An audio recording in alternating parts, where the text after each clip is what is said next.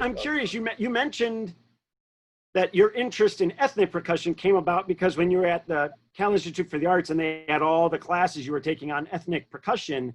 And I know that's one of the things that you're very well known for. And when I was going to USC back in, I think it was 2000 now, you had us all to your place to see the instruments, to show and tell the instruments before we wrote for them. You were showing us how, your entire place has so many ethnic instruments and things that you have bought along the way. So are some of those just collectors? I mean, do you have these because you just like them and you want to have them, or do you get to use them in your actual career? Mostly I get to use them. I mean, maybe not as much or like all the time on a regular basis, but yeah, I was collecting stuff or buying stuff, whatever, if you will, as I've been going along my whole life. And that's scary, Stephen. That was 2000. I know. That was 19 years ago, man. So that's when I had the studio in my garage. I built a studio in the back of my house.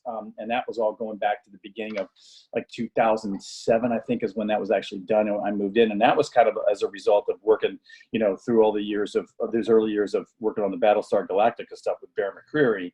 Okay. And so, God, I've known him. Was he in class with you? Was Bear in class? I was in the graduate program when he was an undergraduate. You record in there, right? Do you actually record things for people in there? All the time. Yeah. Oh, yeah. It's a full-on studio. It's not just a practice place. It's like a... Now, I'm guessing that with all those ethnic instruments, if you're recording things for people, and I know from stories I've heard of different people you've worked with, a lot of times you're collaborating with them, correct? I mean, they're writing around what you're showing them these instruments do, or sometimes you're even the one that finds the instrument that fulfills the sound that they're imagining, right? So the two things that happen in a work relationship like this is one of two or three things, which is you're given the chart, you're given a piece of music, and you play what you're given, number one, and then sometimes there's some work around inside that, and I got to collaborate a lot with Bear in the early days, and then to the extreme of basically I'm writing the part for these guys or women, whoever it may be. And and the story about that is I worked on American Sniper. I had the honor of working with Clint Eastwood on that. So so here's an example of like the extreme of like, here's the part, play it, to here's nothing, let's figure it out.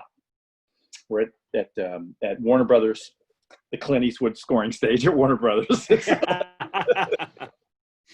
Nothing like recording in the place named after you. Yeah, how rough is that? Walk in, I said, Mr. Eastwood, I know that, I know you don't have any click in mind, you don't have tempos, but I said, if we're going to do this and we're going to overdub, we're going to need a click, and we need to have an idea. And if you don't like it, then we'll just do it without. We'll just try. But could we try it with click? And he goes, well, sure, let's go. So we're looking at the first scene, and we're just all kind of staring up at the thing and look at the screen. and I'm seeing the cuts, the way the thing, and I go, okay, how about here, right here? And they go, yeah, that's good. So Vinny, who's was Vinny over the Pro Tools operator, and so he I said, well, give me 2 bars into the top of the scene, let's figure this out. So as we go, Clint's going, okay, so I want to build here and then nothing here and bring it back. So he's kind of shaping this thing, right? But we don't have any like, definitive rhythm parts or what instruments we're going to use or whatever. We're just going to go jam. It's like it's like a jazz gig at that point, right? And so we went out. And I said, okay, guys, so he wants to hear, looks like bar 12, beat 3. We're out. Let's come back. And so we kind of shape it. We make our own little chart, like our charts. We walk out, start playing. Okay, that's great. Try it one more time. And that's the way that went. So that's like the sublime to the ridiculous. You know what I mean? So that's like coming from, you have no palette really to deal with, and you got to create it, to the other extreme, which is like, here's the parts, play them and go home. Right. You know what I mean? So that's gotta be something like fun and challenging about that it's like, you feel like that much. You feel like your neck's totally on the line at that point. Yeah, man, because right. like you mentioned all the equipment you had there that's yours, that was being used by yourself and the other percussionists. I'm guessing that most people who are not in this industry don't realize that when you're a professional percussionist, especially in the studio industry, your stuff is what's being brought in to play on. And that's a part of the job, right? I mean, you talk a little bit about that. How does that process work? And you know, that whole aspect that, yes, a bassoonist brings their own bassoon, a trumpet brings their own trumpet. Yes, the percussionists bring their instrument. Generally, yes. Now, you know, it's an expensive endeavor, and I've been collecting stuff for a long time because I love that stuff, you know. So, you know, and you know, to also in that same vein, if I didn't play percussion, I wouldn't have a Grammy right now. Right. Because there's no drum set in that band. Yeah. So it kind of worked out pretty good. Tabla, by the way, was the hardest instrument I've ever learned how to play.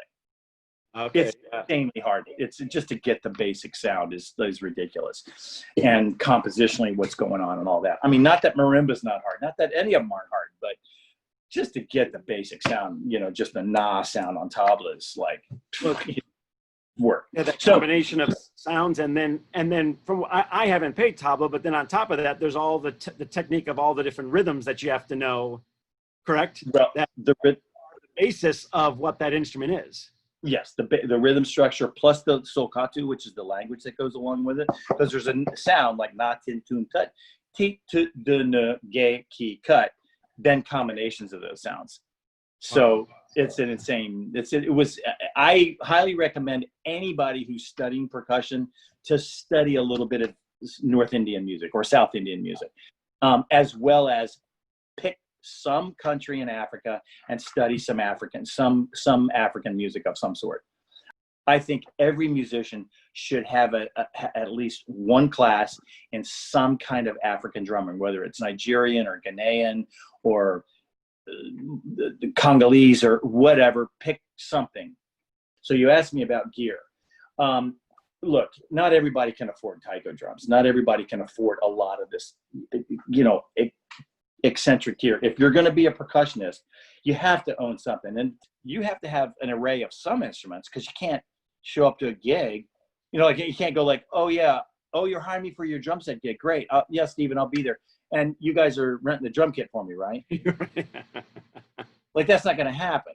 Right. I mean, it might, like when I've toured, you know, like when I worked with Rita Coolidge's band, or, you know, that gig in particular, and there's another jazz singer I work with, Ann Hampton Calloway, when they are doing live gigs, you know, in the rider is like I'm flying to wherever and, you know, showing up to their gig, and there's a drum kit for me, and I'll even suggest, I don't even want to take my own cymbals anymore, to be honest with you, because I don't want to fly with that stuff. Number one, they're heavy. I don't want them to get lost or damaged, so I'm just going to be fine with what they rent. But it's not ideal in that sense. But then when I tour bigger tours, like when I did years ago, played with the Doobie Brothers, and then I did Game of Thrones live tour 2 years ago, and then last year I played Josh Groban's gig. That's all my gear, and it goes with a truck. Somebody sets it up for you. You just walk in and do sound check and play. There's something too, like if you're going to have these instruments, you better know something about playing them, you know, and that's the, I think anyway. You tell somebody, hey, I got this great instrument. I have no idea how to play it, but let's find somebody who can. Yeah, right. When I was in school on the East Coast, I wasn't thinking as a career thing. I'm not so sure I've been to plenty of movies, man. You know, like you know, you go like, and you hear the music. I wasn't thinking about a career as in that world. It just wasn't. How did you get into it?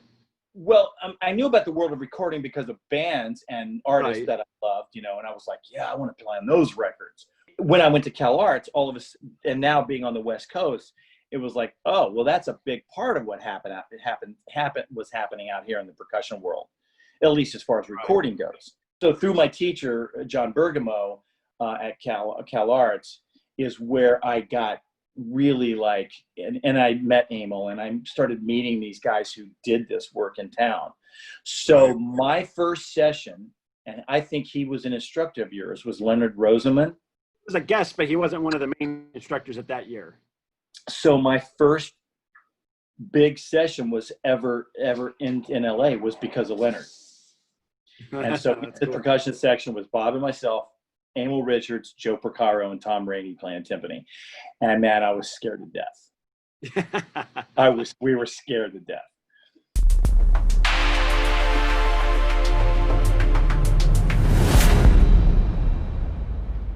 Thank you for watching.